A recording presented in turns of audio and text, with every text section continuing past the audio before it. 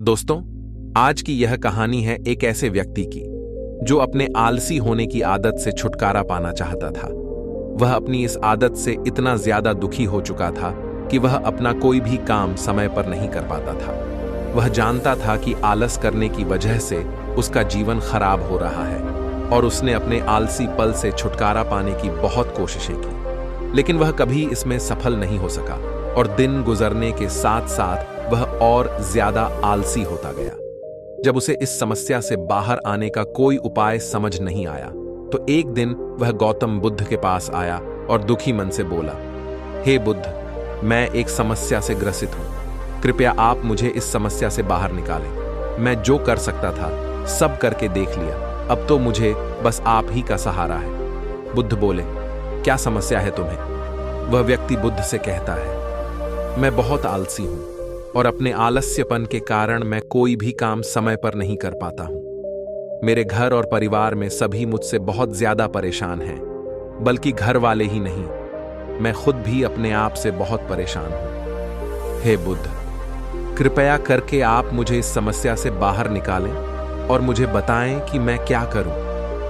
व्यक्ति की बात सुनकर बुद्ध मुस्कुराए और बोले, तुम्हें कैसे पता कि तुम आलसी हो और किस प्रकार का आलस्य है तुम्हें? व्यक्ति बोला, यह तो मुझे नहीं पता कि आलस्य क्या होता है और मैं आलस से ग्रसित हूं या नहीं, लेकिन यह जो भी है बहुत बुरा है। इसने मेरा पूरा जीवन खराब कर दिया है। बुद्ध बोले, आलस्य एक मानसिक अवस्था होती है जो तुम्हारे मन में उत्पन्न होती है, जो एक विचार है, भाव है, जिसे इंसान अपने अंदर लाता है। बुद्ध आगे कहते हैं, मनुष्य को दो प्रकार से आलस्य आता है, शारीरिक और मानसिक। शारीरिक आलस्य का पहला कारण भोजन है।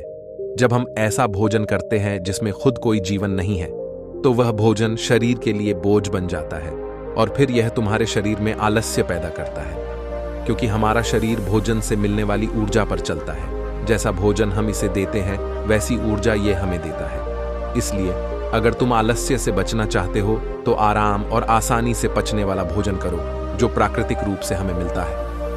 शारीरिक स्तर पर ही दूसरा कारण है, सही से न बैठना, सही से न सोना और सही से न चलना। बुद्ध ने आश्रम के भिक्षुओं की तरफ इशारा करते हुए उस व्यक्ति से कहा, जरा इन भिक्षुओं को ध्यान से देखो, इनके चलने बैठने और लेटने में संतुलन है। जब ये चलते हैं तो इनके पैरों के बीच तालमेल होता है, बैठते हैं तो गर्दन ऊपर और रीढ़ की हड्डी बिल्कुल सीधी होती है। जब लेटते हैं तो शरीर बिल्कुल स्थिर और तनाव रहित होता है, जिससे वे आरामदायक और गहरी नींद लेते हैं। वह व्यक्ति बोला, क्या पर्याप्त नींद आवश्यक है? बुद्ध बोले, हाँ, पर्याप्त नींद बहुत आवश्यक है। किसी भी व्यक्ति को ना तो बहुत ज्यादा सोना चाहिए और ना ही बहुत कम। यदि तुम रात को पर्याप्त नींद नहीं लेते हो तो कल का पूरा दिन आलस्य और थकान से भरा होगा। इसी तरह यदि किसी रात तुम पर्याप्त से ज्यादा नींद ले लेते हो तब भी अगला दिन आलस्य से भरा हुआ होता है। अर्थात तुम्हें अपनी नींद में भी संतुलन लाना होगा, सही समय पर सोने का अभ्यास करना होगा और सही समय पर जागने का भी। बुद्ध की बातें सुनकर व्यक्ति ने कहा, आप बिल्कुल सच कह रहे हैं। मैंने भी यह कई बार महसूस किया है कि जब कभी भी मैं रात में अच्छी नींद नहीं लेता तब अगला पूरा दिन मुझे पहले से भी अधिक आलस्य आता है। ऐसा लगता है जैसे मेरे शरीर में कोई ऊर्जा ही नहीं बची हो। इतना कहकर व्यक्ति चुप हो जाता है। बुद्ध बोले, शारीरिक स्तर पर तीसरा कारण है सुबह जल्दी ना उठना। व्यक्ति बोला, है भगवान बुद्ध, मैं सुबह जल्दी उठना तो चाहता हूं पर उठ नहीं पाता। मैं रोज यह संकल्प करके सोता हूं कि कल सुबह जल्दी उठूंगा, लेकिन मैं कभी जल्दी नहीं उठ पाता और जल्दी ना उठ पाने के कारण मुझे पता ही नहीं चलता कि मेरा पूरा दिन कब और कैसे गुजर गया। गौतम बुद्ध बोले, तुम जल्दी तभी उठ पाओगे जब रात को सही समय पर सोओगे। बुद्ध ने फिर आश्रम के भिक्षुओं की तरफ इशारा करते हुए कहा कि देखो, इन आश्रम के भिक्षुओं को इनके रात का सोने का समय निश्चित होता है, तभी यह सब सुबह जल्दी उठते हैं।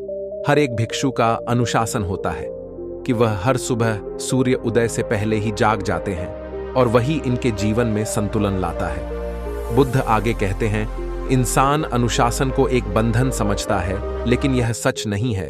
अनुशासन हमें बांधता नहीं बल्कि आजाद करता है। यदि तुम आलस्य से छुटकारा पाना चाहते हो तो एक निश्चित दिनचर्या बना लो।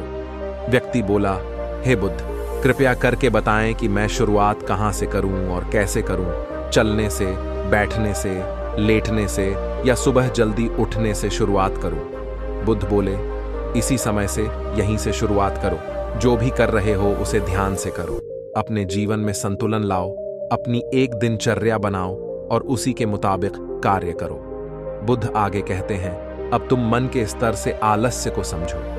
मानसिक आलस्य का पहला कारण होता है खुद पर विश्वास ना करना। जब हम किसी कार्य को करने की कोशिश कई बार कर चुके होते हैं लेकिन फिर भी वह कार्य हमसे नहीं हो पाता, ऐसी परिस्थितियों में हम सोचते हैं कि हम इस कार्य को करने के काबिल नहीं हैं, यह कार्य हमारे बस का नहीं है या यह कार्य हम नहीं। तो तुम्हारी नजर स्पष्ट नहीं है कि तुम्हें व्यायाम क्यों करना है, या फिर अगर तुम किसी भी कार्य को करना चाहते हो लेकिन कर नहीं पा रहे हो तो इसका कारण भी तुम्हारे लक्ष्य का स्पष्ट नहीं होना हो सकता है। सबसे पहले यह जानने की कोशिश करो कि तुम्हें कोई भी कार्य क्यों करना है, और जैसे ही तुम्हें क्यों का जवाब मिल जाता है उस कार्य को करने के लिए तुम्हारा नजरिया स्पष्ट हो जाता है और तुम उस कार्य को कर लेते हो। मानसिक आलस्य का पांचवा कारण है किसी कार्य को करने की बड़ी वजह का ना होना। मान लो तुम किसी सुनसान जगह से कीमती गहने लेकर जा रहे हो। रास्ता बहुत लंबा होने के कारण तुम थक जाते हो और कहीं बैठकर आराम करना चाहते हो। यह सोचकर तुम एक पेड़ के नीचे बैठ जाते हो। तुम पेड़ के नीचे आराम कर ही रहे होते हो कि तुम देखते हो सामने से एक डाकू आ रहा है। तो क्या ऐसी परिस्थिति में भी तुम्हारा आलस्य तुम्हें भागने से रोकेगा? क्या तुम अपने गहने बचाने के लिए वहां से नहीं भागोगे?